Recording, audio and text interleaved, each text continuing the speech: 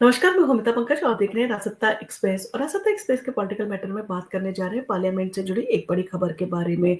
Parliament से सांसदों के लिए एक बड़ी खुशखबरी आ रही है कि सांसदों की सैलरी में बढ़ोतरी जो है वो की जा रही है और इसके साथ ही साथ उनके भत्ते में भी जो है बढ़ोतरी की जा रही है। तो पूर्व सांसद को भी अब मिलेगी मोटी पेंशन।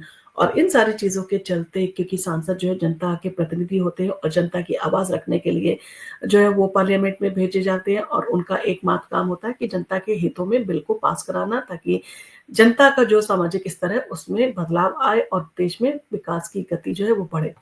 अब इन सारी चीज़ों के चलते कई बार होता है कि पार्लियामेंट में जिस तरह से विरोध होता है और जिस तरह से सांसद जो है वो वॉकआउट करते हैं, तो उन सारी चीज़ों के चलते जो महत्वपूर्ण बिल हैं वो भी अधर में लटक जाते हैं। तो जब आपकी सैलरी में इज़ाफ़ा हुआ है और इतने सारे चीज़ों में जो बेहतरी के लिए जो है आपके लिए काम किया जा रहा है, तो आपको भी जनता के प्रतिनिधि के तौर पर उनकी बातें जो है वो संसद में रखने का और उन पर बहस करने का और उन बिलों को पास करवाने का जो है वो एकमात्र जो है वो कार्य है, जिसको जो है वो आपको शिद्दत के तौर पर जो है वो करना चाहिए। तो देश के तमाम सांसदों की सैलरी में जो है जबरदस्त बढ़ोतरी होने जा रही है और इतना ही नहीं, सांसदों के दैनिक भत्ते में भी जो है बढ़ोतरी होने जा रही है। इसके साथ ही पूर्व सांसदों को मिलने वाली पेंशन में भी जो है बढ़ोतरी होने जा रही है। सांसदों की अगर बात करें तो फिलहाल उन्हें हर महीने 1 लाख रुपए की सैलरी मिलती है, जिसे बढ़ाकर 1,24,000 रुपए जो है वो किया जा रहा है।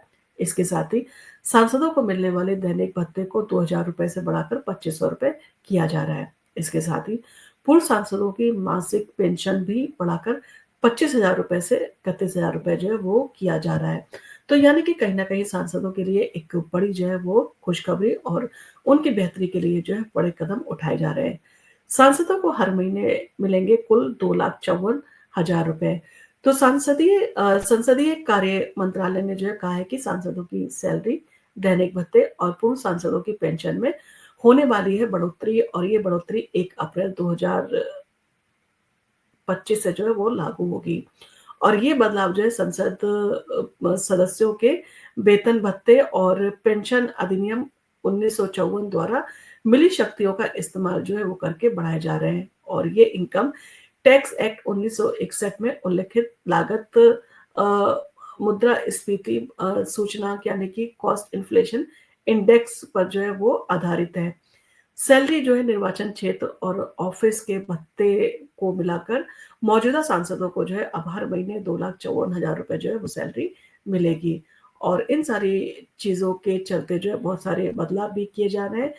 तो बताते हैं कि सदन में चलने वाले सत्र के दौरान सांसदों को दैनिक भत्ता जो है वो मिलता है, तो वो अब वो जो है वो बढ़ जाएगा। तो हर साल में जो है वो बढ़ती है सांसदों की सैलरी।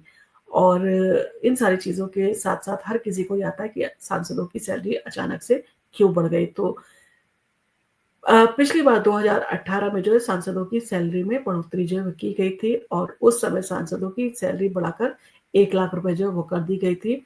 साल 2018 में पूर्व वित्त मंत्री अरुण जेटली ने महँगाई के अनुसार हर 5 साल में सांसदों की सैलरी में ऑटोमैटिक जो है रिवीज़न करने के लिए जो है एक कानून का प्रस्ताव रखा था। और भारत में सांसदों को जो है वो सैलरी के साथ-साथ कई तरह के जो है भत्ते और सुविधाएँ भी दी जाती हैं।